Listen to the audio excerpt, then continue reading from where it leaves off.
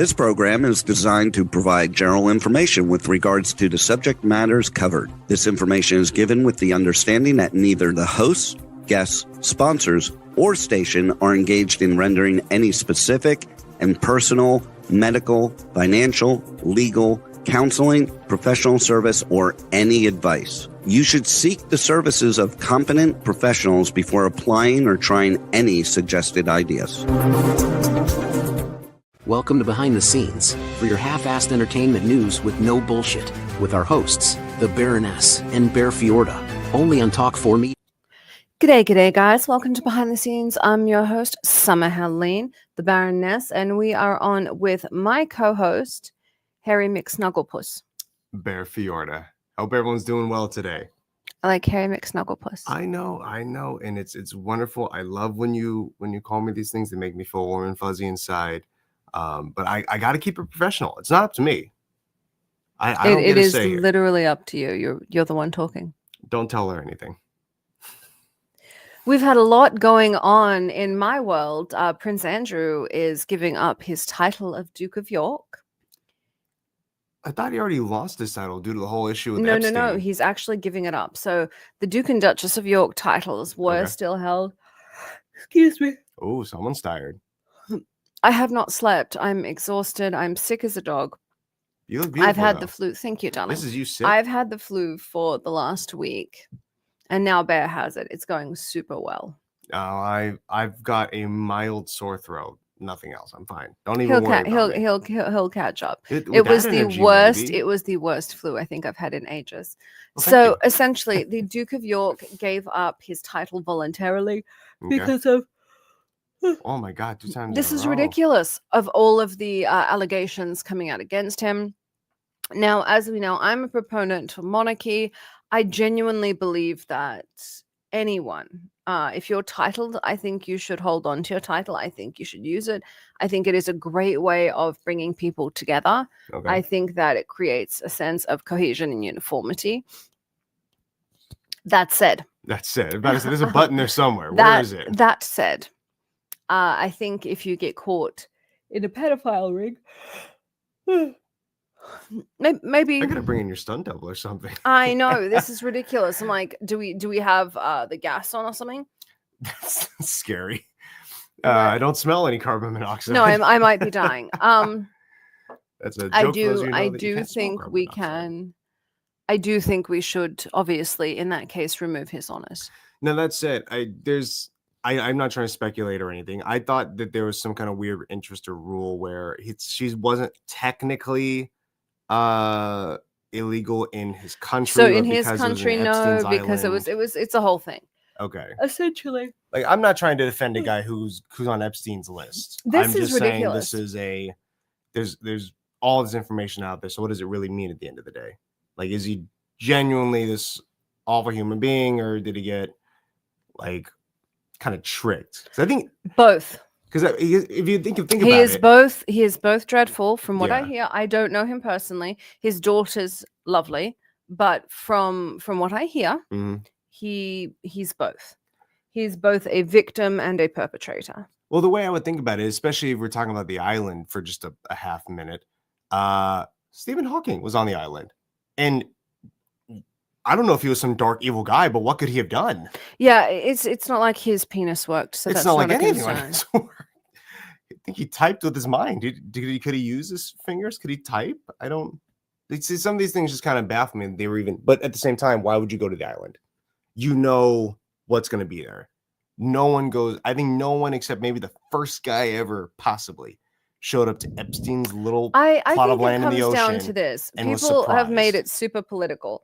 Clinton's been there. Trump's been there. They're both pervs. As long as they're not children that they're touching, I really don't care. I think you should legalize it, tax it, and regulate it. I care if they're being sex trafficked. That's why I said legalize it, tax it, and regulate it. You and I have had this conversation before where we said that if you legalize prostitution, that it kind of takes away the trafficking aspect. Well, how? Why would they just suddenly stop? Because if things are being taxed and regulated and it's legal, it's like the marijuana trade. Look at what's happened recently now that it's legal. It's not as profitable to be, dealers. of course, but it's not as profitable to be illegal. Oh, so the whole thing is you think maybe it is just totally about money. That's all that matters. Why else would you risk yourself? So I think it comes down to a very simple fact. If you want to deal with heroin, make it legal and tax it. If you want to deal with prostitution, make it legal and tax it. I genuinely believe that. Well, if you're in the United States, you just got to lobby a little bit. Give some money to your favorite senator and get that bill pushed. What you guys call lobbying, we call bribery. Yeah, it's not bribery, okay? We're just giving this person of influence and power some money so they can persuade other people to pass rules that are in our favor. That's not a bribe. It's a lobby. That's a bribe. There's a reason it's a crime. You know what? You guys. What are laws if not just rules of the superior social economic class? Oh, darling, no. Superior social economic class means we control you. What happens, though, when it comes down to it, is once upon a time, tipping was considered a no-no in America. I shan't take your money. We are egalitarian. Nobody gets preferential early 1900s. Everyone gets everyone gets preferential treatment now. Buy your way into everything. I don't think tipping is really buying your way into everything. More of a way for them to not give you money, so you have to. That's what it evolved into. It started as let me tip you for a better table. That's how it began. It wasn't done at the beginning at the end of the meal. It was done at the beginning of the meal. I'm shocked because what I heard tipping started from was basically the lack of paying the staff enough money. And from there, the managers and bosses, those who weren't salaried, coercing the employees to seek tips out of the that's a beautiful lie, and it puts it directly on the servers. No. So once upon a time, here's the history. Tipping was done before the meal to get a better service, get a better tip, get different things. And then if they did an amazing job serving you, you'd give it to them as a gratuity, as a thank you. You could leave at the end. Most cultures consider it rude. But in America, it's the done thing. And then it's not managers that pushed employees to ask, it's owners. They went, well, if everyone's doing it anyway, I'm just going to take it out of this person's wages. And they did it little by little by little. I'm going to cut your wages because you're supplementing with this. Okay. But even employees at McDonald's, their wages were so low because it counted tips. Any server, even if it's not. Which is funny because you don't have servers at McDonald's. No, you don't. Employees. But because they are service workers, yes, it is assumed they get tips. And it is a great way. It is a great way to scam people. Scam. And I don't know why you guys do the stupid separating tax thing. Just put the whole bloody bill together so you can pay what you pay. I hate that there's tip I just realized what you said. Yeah, that fucking sucks too. I'd like to remind everyone every time he uses bad language, we give money to the Boys and Girls Club of America, the Humane Society of America, and free MMA. He swears because we care. Fuck yeah, I do. We went to Starbucks the other night close to LA for an event. And there was that tip option that pops up as soon as you pay. It was we're leaving. We're not staying. It wasn't like we're getting served by anybody. Your job is to prep the items I ask you for, and then you give it to me. I'm not tipping you for doing the minimum of your job. That's not a tip warrant. And they I think are kind of ashamed of it too. You see it even at bridal salons. Bridal salons? Yep, they're doing it now. Even in clothing salons, it says, would you like to tip? They are really trying to turn America into a full tipping culture where service goes on to the purchaser as opposed to the employee. It's insane. Well, at that point, every employee should be their own business. They should all own stock in the company they're at that day. And the business itself should only make a portion of every sale that goes back to the company, and the other portion goes to the seller. That's how that makes sense to me. Okay. Do you remember when you were in Saudi Arabia? I was Saudi Arabia. Yes, darling, Dubai. I thought those two separate things. That's how uncultured and American I am. So do you remember when you were in Saudi Arabia? Okay, yes. You were in one of the wealthiest places in the world. Yes, I was. Inside of an incredibly poor country. Yes, I was. Beautiful. Go to Dubai. Gorgeous. It's fun. No, do not. I enjoyed it. That's lovely. It only has a threat rating of 1. Yes, and especially for women. They just had a influencer woman who was thrown off a building, who apparently kidnapped herself, threw herself off a building. I remember the story. Yeah. And sexually assaulted herself. Okay, well, If you're female, do not go to Dubai or gay. I agree with that. There's no such. Yeah. Anyway, Never mind. they just had Saudi Arabia Fashion Week. Anyways, yeah, Saudi Arabia Fashion Week. And so this is an area where they're showing some of the most incredible clothing in the world that nobody in the country can wear, none of the women. So this comes down. How are they showing it off? By walking them on the runway, by bringing in foreign women doing the event in Dubai and Saudi Arabia, of course, is part of it. So that is what tipping is. It is the richest people who have nothing to do with the service work getting all of the benefit while everybody else suffers. It's like Saudi Arabia Fashion Week. That said, I love Dubai Fashion Week, but you get my point. Yeah, it's a very unique analogy to apply to that one there. Speaking of, I work in entertainment. I don't know what you want from me. Though Johnny Depp is coming back, I believe. I'm looking at this. It says he's playing Ebenezer Scrooge. Johnny Depp. Yes, he left after the whole Amber Heard said he was an abusive monster. Well, yeah, left is subjective. What has he really been out of the public eye for a year? Some change? It's just a vacation, really. No, he's been gone. It really, really, really messed it up. I don't know. I think they both kind of, at the end of the day, were at fault there in their own ways. I'm sure Amber Heard did those ridiculous things, and she made herself look absolutely foolish on the stand. But I would imagine Johnny didn't exactly do zero. It's not going to go one way. I don't think it would be one way. It's not 100% zero. No. But when you've got all your ex-girlfriends showing up going, he never did that. He never touched me, never did any of this, and you're the first person. It doesn't mean he evidence didn't. of you shitting on his bed. It doesn't mean he didn't, but she did sever his finger with a bottle. She severed his finger with a bottle? It's a whole thing. Being on there. Oh, no, that was the whole thing. Okay, good. Well. And he tried to cover it up. So it's been... That's usually what happens in abusive relationships. Yeah, they don't want to put that out there to the world. Anyways, you're saying that he is returning for Ebenezer Scrooge? He's coming back for Ebenezer Scrooge. And the guy that got caught cheating at the Coldplay concert is suing Coldplay. No, he's not. Yes, he is. No, he's not. Yes, he is. This is stupid. He's literally suing Coldplay. If anything, he should be suing the production crew for putting his face on display. No, he's suing because they work for Coldplay. He's suing Coldplay. And then Ned Fulmer, who, if you guys remember from the Try Guys. Yes, he came out with that ridiculous fucking podcast. Where he brought his wife, his former wife on that. They're still married, but that he cheated on with for months or a year with that PA. No, it was a producer. Or producer from a set. You don't sleep with your employees, but more than that, if you do, you don't pull a Jada Smith.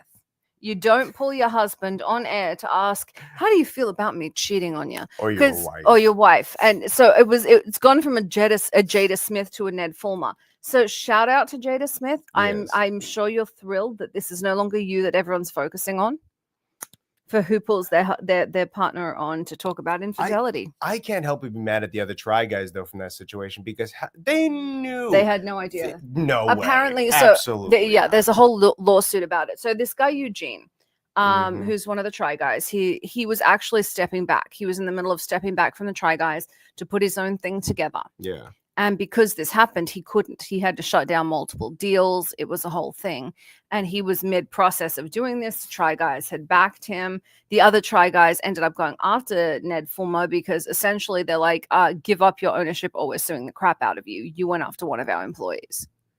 You're going to cost us our business. Employee? She was a producer. She was an employee of the Try Guys. Oh, I see. So he slept with the Try Guys employee. And so I do not 1 minute blame them. So there's a great video, if you'll watch it, of them sitting down talking about it. And Eugene is level 10 angry. And everyone's like, I wonder if this is because he was close with the wife or something.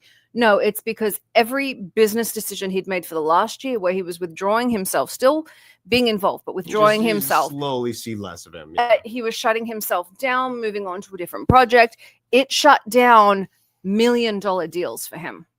Well, that's because no one wants to be associated with him in that point. It did. And he had to stay because they couldn't have two Try Guys leave at the same time. Well, so he was mid-shift. It actually is. It's still super popular. Still going? It's still super popular. It's doing really well. I'm proud of them for sure. They really did recover after that. Now, what's he saying? Our sound engineer is writing in the chat to let everyone know that two of our guests have arrived so far. Do you wish to bring them in? Yes, I do, except I don't know which guests. We have 3 on today. Well, So welcome to the show, Septimius and Rashad. How are you guys doing today? you said 2 of. You said you didn't know which ones. No, I didn't. Hey, what's going on, everybody? Hello. Welcome to the show, gentlemen. Thank you. Happy to be here. So I know, Septimius, we had you on last week. Audience loved you, had a bunch of questions. So I am going to get to some of those questions, but I'd love if you guys would tell our audience a little bit about yourselves. Rashad, darling, could we start with you? Absolutely. Hi, everyone. I am Rashad Todd. I am a model, actor, and currently a fashion show director. I've been doing fashion shows for the past 5 years, all over the world: Milan, Zurich, Switzerland, LA, you name it. I've been there, and I'm excited to be here today. He also has the cutest panther necklace that I've been obsessing since I saw it 2 years ago and can't find it. Yes. Side note, this is two shows ago I saw that, and I've obsessed that long. Yeah, that's my lucky charm there. I try to wear it often. I love that. It attracts a lot of people. Mm-hmm. Very That's I can imagine why you're getting her attention. You hung up on her for 2 years. I like sparkles. I'm just saying that really got my attention, and it's why I remember you. I've talked about that pendant. I have gone looking for that pendant. It's gorgeous. It's a secret. I'll tell you about it offline. It's gorgeous. Love it. Excellent. And then Septimius, I know you were on last week. Everyone was chatting about you. For those that are new and weren't with us last week, do you want to tell everyone a little bit about yourself? Yes. Hello, everyone. My name is Septimius The Great. I'm an international and Grammy Award-winning music artist, actor, fashion guru as a designer and a model, and also this year's and every year's yes, celebrity event host. That's a good way. He's the guy, for those that don't know, Bear's actually hosting a fashion show next month, and he's been watching playbacks of your tape, and he's like, I can't do that. I was like, please don't try and do that. Like, it's my point of reference. So it's you can't do what he can do. No, but if I can copy him word for word. No, it's not going to work. wow. You can't sing. This is not a thing. No, I mean, you have a beautiful voice, but you do heavy metal. Just know. It doesn't apply. Hey. You got to get the tone down, Bear, the deep model tone down. Mm-hmm. Yeah, I got to figure it all out, man. I need a script. You got it. It's not good. He's watching you. Is like, I can't do that. I'm like, you're right. So don't try. Do something different. Do your own thing. How did you guys get involved? I know, Septimius, we talked to you last week about it. Rashad, how did you get into fashion? Yeah, so I got into fashion. Like I said, I started out acting, and then it transitioned into modeling. And I've been doing that for years. And there was one point of the time where I was going through a lot, so I didn't feel like being in front of the camera. So I had a friend that wanted me in her fashion show. Instead of me saying no, I told her I could help behind the scenes. And from there, it just kind of happened to where I just started running the show. And from there, I knew that was another passion of mine. So since then, I've been running and directing shows since then. And it's not only fashion shows, it's been movie screenings, fashion shows, every family event. So yeah, it just you do live event. Yes. You're insane. So hard. No, there's nothing. I produce film. We can cut. Yeah. So it's so funny that you say that. So I had on my vision board to be a film director. Well, I just had this picture of a director, me in the director's seat. And I was visualizing as a film director. However, I guess it turned into me doing fashion show directing. So I guess you really got to be specific what you ask for when you're asking you could not. So for those that don't know, film production, film direction, it's difficult. It is. You deal with a lot of things. Live event is insane. Yes. It takes a very, very, very specific type of person to be able to do that, and a person that is very good on the fly. Because directing is like flying a plane that's missing its wing, its tail, and already on fire. Yes. Doing it live means the news crews there watching. Yes, yes. Everything is on my back at that time. But you know what? It's so fun. It's stressful, but it's also fun. And I always tell people, like, when I'm doing these shows, I always tell the talent, the designers, the models, let me take that stress because I know that I have a calm energy to me. And then once I'm done, then I'm celebrating and I'm all over the place. So Yeah, I like and, that. you know, I think we talked about last week as well with these Septimius, the ability to kind of work on the fly and power through it, because it's not just, of course, the live stream and the people who be watching. We have a physical audience there watching everything happen step by step, and if they're not entertained or involved, then that's only going to look bad on you guys in the eyes of the camera, the people watching. So you have to pander to two totally different audiences at that point. correct. Yeah. So you said it. You said it perfectly. When I'm looking at the monitors, all I'm looking at is the audience and how everything is looking, and want to make sure that the audience is engaged. If I see that it's dying down, the next performer, I'm already telling them we need to bring the energy back up. So I'm looking at every detail to make sure that it's a great experience for the audience. Now, Absolutely. Septimius, he's right. You were talking about that last week. What's it like for you to watch him do this? It's amazing because I just in charge of just the runway, just the audience, that one room. But he's he's in charge of backstage, side stage, upstage, downstage. It's like models, designers, makeup artists. It's phenomenal. And we talk about it sometimes where I used to do like production of years ago, but I stepped away from that. And now I say I'm going to stay in my lane. I'm just talent, because what he does, I just don't have the energy to do anymore. He's nuts. Yeah. I like money. I'm very good at making money. There is not enough money to pay me to produce a live event. Right. Yeah. It's crazy. It's crazy. Well, I could teach you some things. You could teach me some things. How about that? That's fair. I'm good at film. I'm good at television. But if I can't, just know once something goes wrong and everyone's watching, it's the moment that the level. If you're familiar with the musical Chicago, it's give them the old razzle dazzle. You have got to be able to get them looking over there while this is going on. I don't have that skill. Yes. Really a certain intense level of patience and ingenuity are required for that kind of performance. Required to keep all that together. And so really, I praise you for that. You know, I as a cage fighter, I go to tons of different events that are not necessarily fashion, although you guys are much better looking than the ones at the cage fights. And nobody gets punched in the face. You model for us. He's been on there. Yeah, Nobody gets punched in the face when you go with them. I've seen you down the runway, so. And well, you know, I'm in the backstage watching these guys prep for their matches. I've been on the production side. I've been as just a viewer, as a person sitting in the audience. And I got to tell you, when something goes wrong during one of these cage fights, there's no extra anything to try and help it along or keep the attention or keep the energy high. It's just we get to watch it and wait and hope something else better happens. Yeah, that's because when something goes wrong with a cage fight, there's blood everywhere. Everyone wants to watch it. If there's blood at their event, something has gone terribly wrong. Or it's a good skid. No, right? no. If somebody's got a performance. busted nose and there's blood all over the front row at a fashion show, something has gone terribly wrong. And guess what? I am going to try to find a way to incorporate that into the show. He's going to turn around and be like, ladies and gentlemen, this is just part of the show. Gotcha. If you enjoyed that, stay tuned for what else we got next for you. And that is why I could never produce a live event. Just know. That makes me think of I have a question for you now. Is if you get anything really challenging come up during production, or a particular challenge you had to face and overcome during one of these events? Maybe not one. I don't know. Yeah, that's a great question. You know, with fashion production, there becomes a lot of different challenges. I know we have to deal with a lot of different people, models, designers. So, you know, that could be a challenge in its own in fulfilling all of their requests.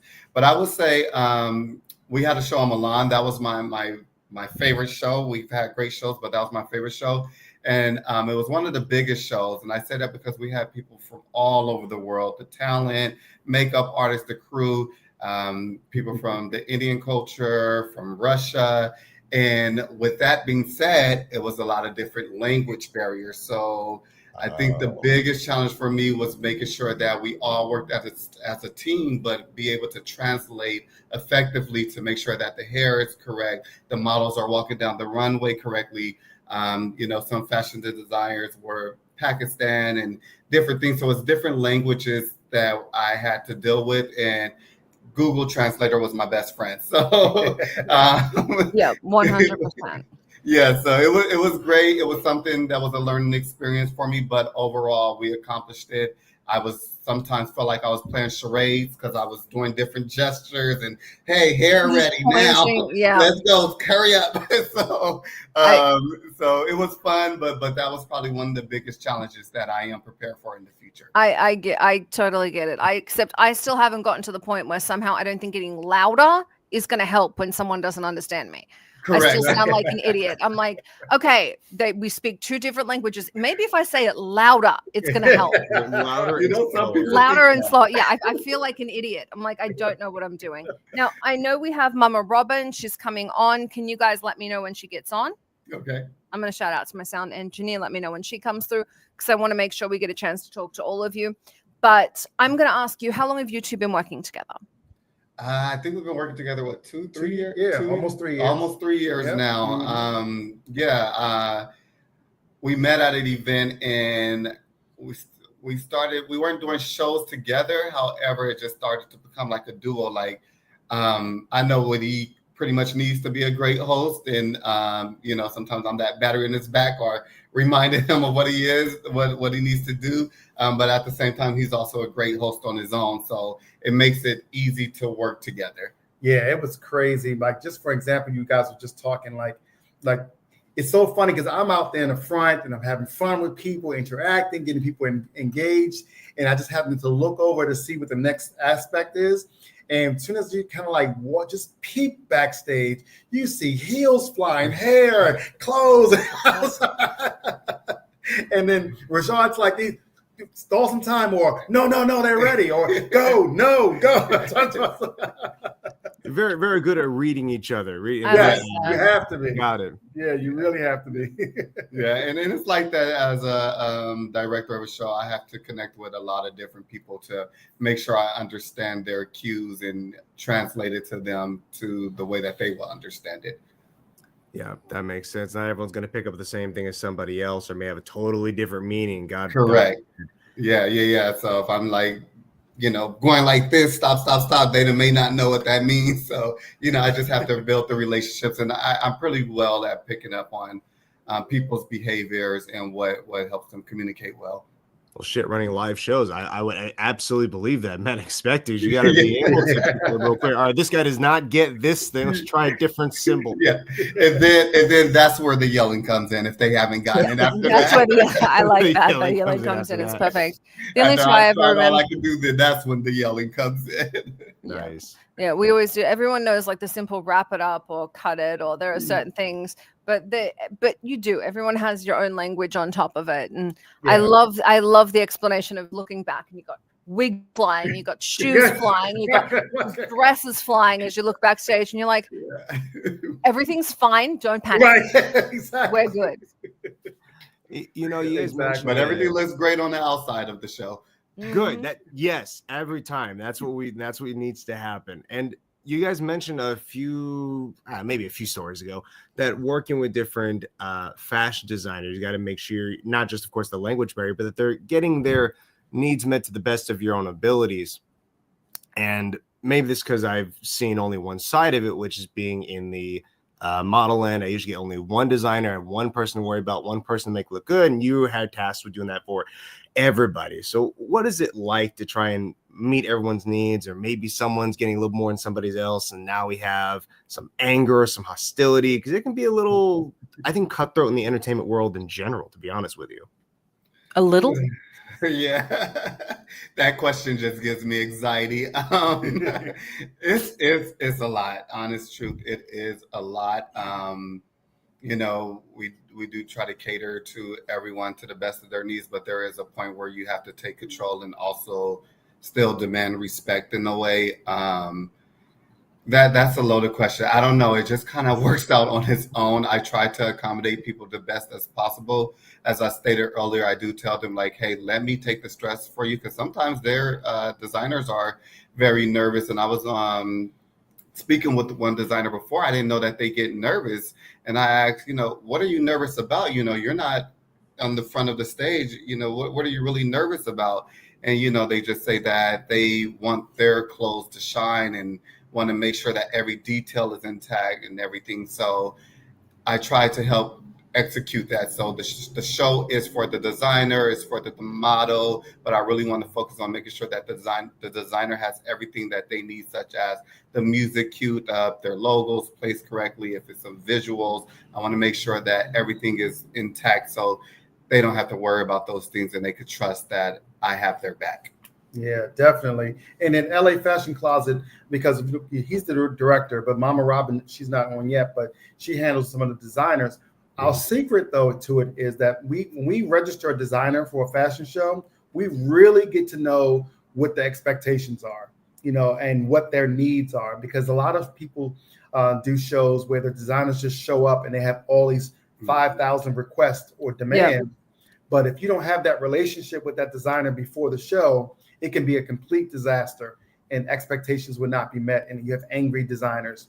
So we do the flip side of that. We find out who our designers are and what you want and what we can offer. Yes. This is interesting. You guys say, and this, again, maybe my own not being as knowledgeable about this side of the industry. You guys make it sound like the designers have kind of a ton of power. Whereas before I would think, oh, you're the fashion house. You say who goes on and who doesn't. They got to deal with whatever you say happens. Yeah, they're still the stars in their own way. So we definitely want to accommodate them because we want everyone to look good. We want them to have great photos for if they're doing any articles for their websites. So we want everyone the goal is to make everyone look good. Myself look good, the production look good, the models look good, even the crew to look good, the tech guys to look good and everything. So it's all a team effort to make sure that everyone shines in their own profession. Yeah, because the fashion house does have the power, but we only select designers that fit our actual vision. We just can't have any and every designer. So that helps with that there, definitely. So there is a little bit of saying you're not exactly our fit. It's not you, it's us. There's a little bit. Yeah, I haven't started said that. They're super polite about it. I started with Victoria's Secret. Their response was always, "It's not us, it's you." Oh. Right. Right. It's that's what we really want to say. Yeah. Right? No Beyonce, no Balenciaga BDSM bears in the fashion. Right. Yeah. But we try to keep everything very diverse, different culture. That's our whole thing, fashion beyond borders. We want to just bring in different cultures so people can learn about different fashions all over the world. I love that. This is not a loaded question like my last one, so I'm very careful with this one. And it's for both of you. Do you have a particular culture or style of fashion you like seeing presented at any fashion show? Oh, you can go first. Yeah, well, I like haute couture, and because I want something completely different. No one's seen. It may not be functional, but I like the fact that it's just completely unique. And that's what I come for a show for, something that I have not seen anyone else wear. The artistry of it is just beautiful. That makes sense. Yeah. So for those that don't know, I know a lot of people that follow us are cage fighters. Haute couture, he's talking about original pieces that are done for the art of the show. If you look at Dior's show, they made a dress that looks like a giant penis. Total fail, but unique. So it's the original pieces that you wouldn't necessarily wear. You may see on celebrities. Schiaparelli, I think, just did a redo of one that he did. He did the Salvador Dali in the 20s. Then he did the modern one with the cutouts, the insides of sequin. Then you'll see it on a red carpet on a celebrity. So that's mostly what he's talking about, not the ready-to-wear stuff. Right. Yeah. Mm-hmm. Yeah, I was gonna say, as a person who hits other people for a living, I did not know what couture was. I was original wear, ready to wear is what if you like walk into Gucci and you find the clothes on the back, that's all ready to wear. Yeah. Got it. And I'm more of a ready to wear type of guy. I like a straight runway. Even when doing productions, I like a nice straight runway European walk. Ready to wear. I'm ready to just grab it. Every now and again, I have my times where I want that couture piece for a red carpet or really to just stand out. Depends on the event, but most of the time it's ready to wear. I will say the one thing I hate in LA is the walk. There is something, I'm calling it like the LA Bop right now. I don't know what it is with the models, and I think it's because they're including all the OnlyFans and the Instagram girls. Yeah, exactly. It's gone from everyone trying to walk like Shalom Harlow to this like You're right. across the runway, and it's driving me crazy. Yeah. You know your stuff. I mean, shout out to the OnlyFans, but you know, yeah, you know what you're talking about. I don't know where this has come from. And we would have got in trouble. I don't know where this bop thing's coming from. I just saw a post too that said like influencers are not models, and that's true. I've seen that. Yeah. See, you're not a model. Oh, no shit. But that's the point. He doesn't think he is. No, I mean, my thing is, if you're going to come into the profession of modeling, I think you should really study it. Mhm. When I started out modeling, I was shorter than 6 foot, so you know I had to work a little harder. But I really studied videos to work on a straight walk and you know, different walks, maybe if it was for an urban walk or a European walk. But sometimes they have to take the craft more seriously than just stepping in and thinking that, you know, it's just a model, you know, I'm just taking a picture. I agree with you. It's funny when they first started asking him to do this, because he comes in as a celebrity guest. He's a cage fighter. He's got a huge following. And so he goes to a lot of different shows. He just walked to New York. He goes all over the place. When he first started doing it, he walks over to me. He's like, I have no idea what I'm doing. Do you know how to do this? I'm like, yes, I know how to do this. He's like, okay, can you show me? I was like, no, sweetie, you cannot walk like I did. That is a whole different thing. So this isn't your first profession, Bear? You're not a runway model? I'm just kidding. I'd like to think that if I came in at the time that I did with the knowledge that I had and demanded compensation for my professional walk, I would have been chewed out and thrown away. Because I would have You're just a natural. You're a natural. I appreciate that. It's very kind to you. I do look at people I'm gonna who put in the work. I'm gonna say this to the audience. Yeah. They're being very nice to him. The only reason anyone lets Bear in a fashion show is because he has millions and millions of followers. Actually being a model, my charm. it's not your charm.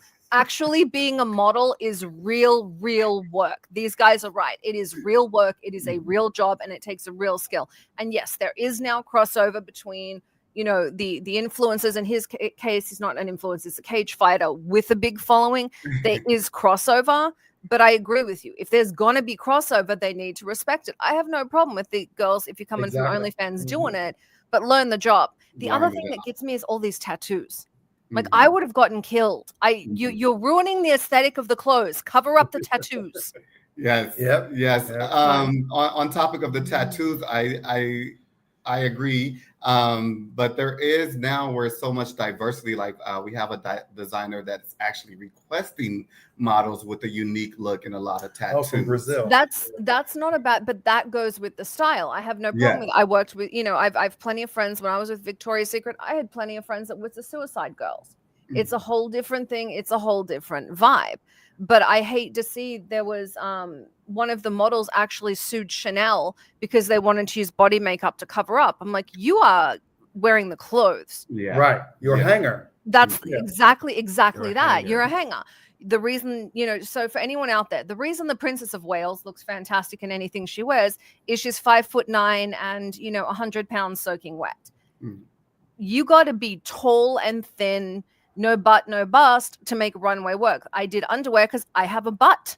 That means that means runway off the table. Right. You know, and I was short. I was 5'8" for a Victoria's Secret model. Times have changed. I don't like it. It ruins the clothes. It ruins the clothes. Yeah, for some aesthetic, it could ruin the, like, if it's a nice gown that's revealing, it could ruin the gown. There's a part of me that do agree with that for certain looks. I don't want to see you walk out. Okay, we were talking about the scapula with the pieces down. I don't want to see that with like a neck tattoo of a pentagram. There's a point where I'm just like, you know what? Cool. I'm glad you have your aesthetic. Like, go model for the Brazil girl. Who's the other one? Actually, sometimes Schiaparelli does seek out tattooed models. Yeah. Sure. Yeah. Great. Yeah, there's sometimes Chanel. Yeah, there's sometimes where designers are like, that's what they want, and it may not be what I'm looking for the direction of the show, but that's where it comes to having to accommodate the designer at times, because, you know, sometimes I may not agree with my mind, but however, I still have to please them. If they're not smart enough to listen to you after your time in this industry, they're screwed. Yeah, yeah. And there, that's where I give it a point. Like, okay, let's see how this works out for you. Yeah, it's I feel that like I have that with film. So people are like, do you really think this is a good idea? I'm like, dude, I've made billions for studios. Shut up. Yes. So then you gotta let them just walk in their own path and learn for themselves. Okay, I'm not arguing with stupid. I don't there you go. Sure, do it your way. Do your thing. Do it your way. I got two things for that though. One, I think that's awesome that is your stance on it, and that is this is how I believe the show should go. But I'm gonna respect you as the designer and let you put no. That is the most polite FU he can give someone. He knows what he's doing. He knows it's not going to work for them. He's just like, all right, be stupid. Well, I still think it is very polite of you. But then I'm also curious now that we brought it up, and you don't answer. I know your opinion, but cutting out aesthetic, so looks. What is your guys' opinion on the best model to have at a show? What does that person need to? Tess Holiday, I'm cutting the feed. I don't think that one landed. Tess Holiday's the new model that's like 600 pounds. Oh, okay, gotcha. Oh, what does the perfect model need to kind of embody when it comes to being a professional in this industry? And this could be used as advice for those looking to get into the industry too. Actually, I know a lot of in this show for that. Listen to what these guys say. Don't argue with it. Take it as religion. Seriously, take it as gospel. It's like Bear was saying, it has changed a lot. But I'm no longer interested in the aesthetics of a model because there's so many. And because of OnlyFans and social media, everybody looks good and filters and blah, blah, blah, blah, blah. And that you can build a human now. You can build a model. Full guest ad, totally AI. Exactly. So now I look for personality. I look for uniqueness, whether it is tattoos or the skin conditions or things like that. But it's looking for the best hanger, which is someone who I can put clothes on and they can present my clothes the way I want it on a runway. Yeah. And that can be a dog. It could be a piece of fruit. It could be anybody. Yeah. Puppies. It could be anything. But that's what I look for is the perfect hanger. And that hanger can be so diverse. Yeah. And then on my end, I would say that I do like what it was, back in the day. I do like the female model to be 5'10", the male model to be 6 foot. Great aesthetic and everything. However, if you do have confidence in your walk and a lot of professionalism, and like you said, realize that you are the hanger for this design and you understand that, then sometimes I could overlook those qualities that I'm looking for. I think that's something I'm going to agree with you guys on that. And it's the same in film. You're not going to beat Shalom's walk. You're not going to beat Naomi, period. Like there are just people who have the right attitude, right look, right body. They are the embodiment of everything. The flip side of that, when you have someone that's just a little off or a little different, look back to the Russian doll era. These were kind of almost alien looking girls that came through, and that uniqueness does play. Androgyny does play. There's that little bit of different always plays. You don't want that classic. I mean, you're not looking for, you're looking for more of a Megan Fox than a Margot Robbie to film fans. You're looking for someone just a little different. But I agree with you. I just personally hated the waif era, and I hate this plus size era where they're putting 400-pound women on the runway. I didn't like it with the waifs. I don't like it with the 400. I don't want people that unhealthy. I think it's bad for kids. And when I see a show, I don't want to see a whole line of that. Yes. You got your signature model plus size, okay, signature model this, and you can put a good blend. That's why I like when we do LA Fashion Closet castings, because we all have different opinions. So when we're voting on should this model go in or out, I'm giving one perspective, he's giving one perspective, and the rest of the panel are. But together, we come together and we actually select the model because we want the diversity. Yes. We don't want an all super pretty, perfect show of woman or man, and we don't want the 600-pound whole show of overweight people. So yeah, I get it. Diversity and mixture is the best. Yep. I really think that's nice though, because what we now see, especially in your guys' show, is what people look like. It's not just the top echelon. You are a 6'4" fighter. People don't look like you. Someone look like me. Hell is wrong And with so- you? but I'm sorry, I- 6'1". He's 6 foot because he hunches, because he stands like this. 6'1". Sorry. But I really do like talking about different body types, the skin conditions you mentioned. Oh my God, Septimius. one of the prettiest models in the world right now has vitiligo. Prettiest standout.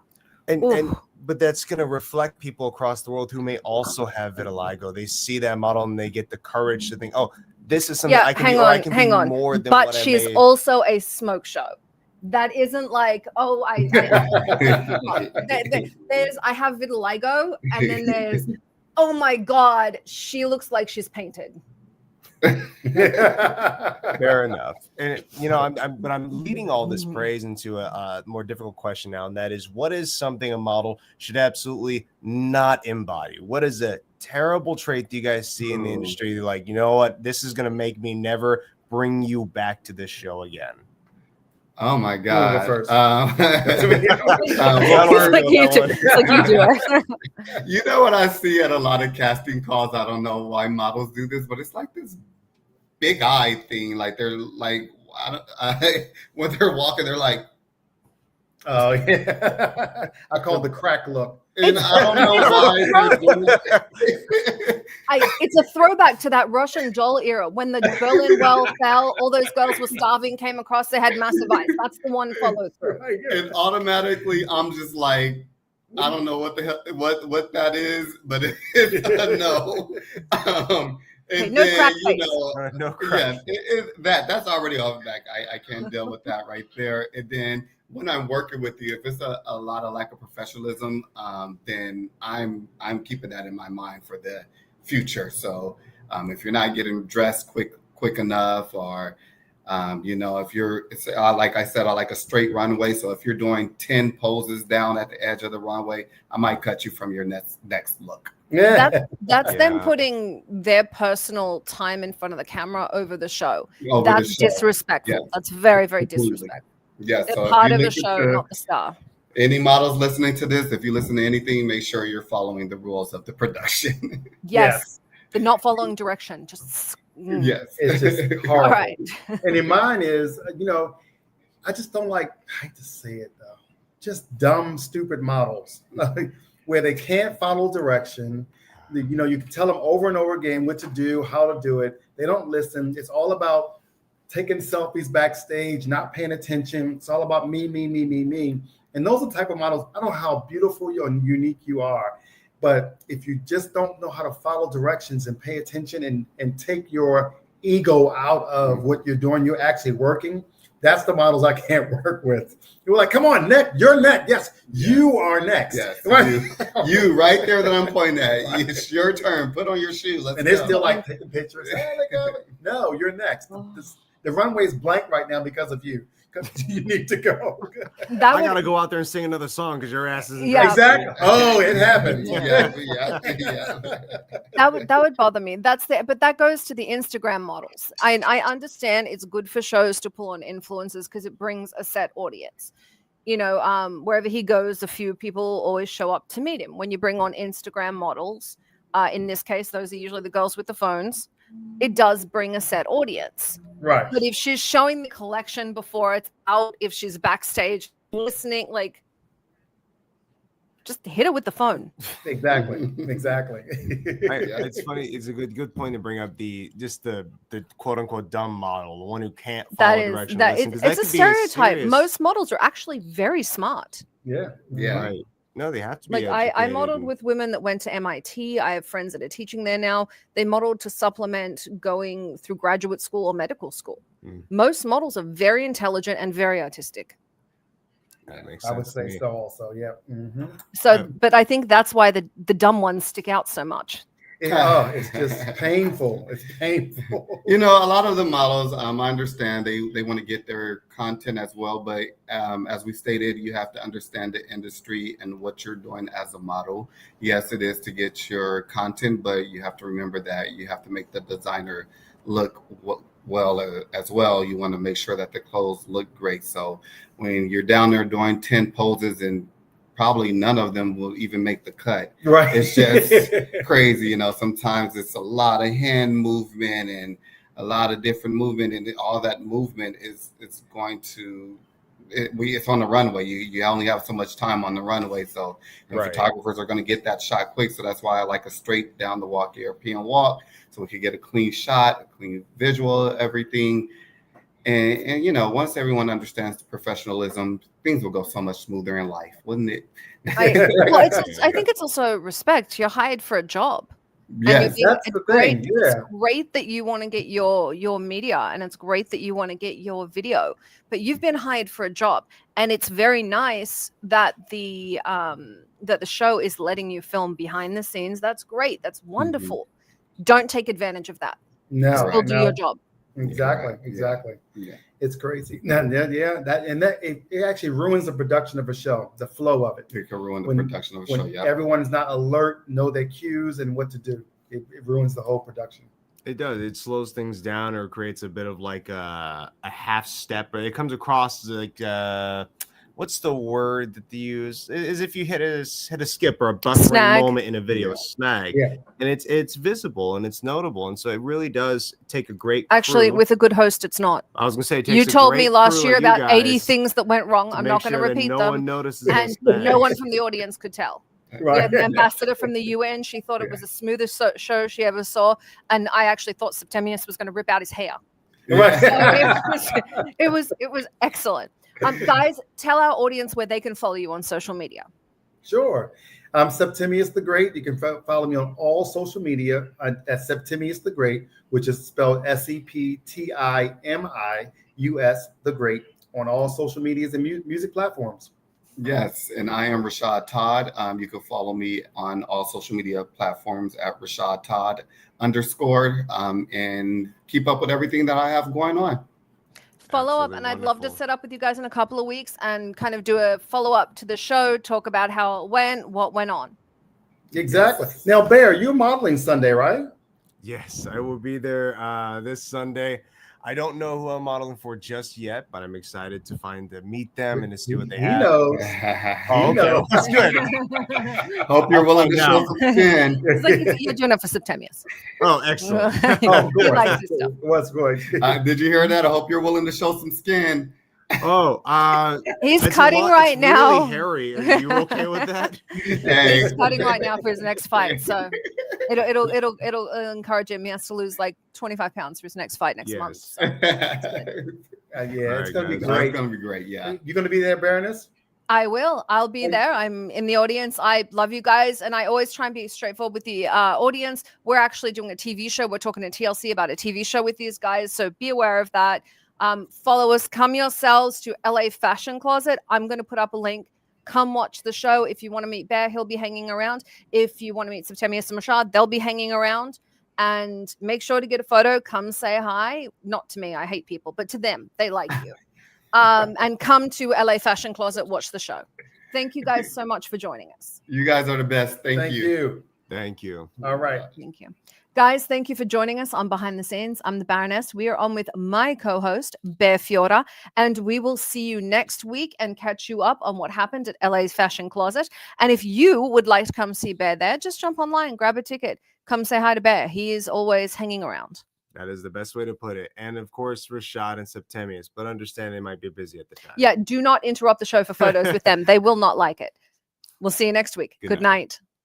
This has been Behind the Scenes with the Baroness and Bear Fiorda, only on Talk 4 Media.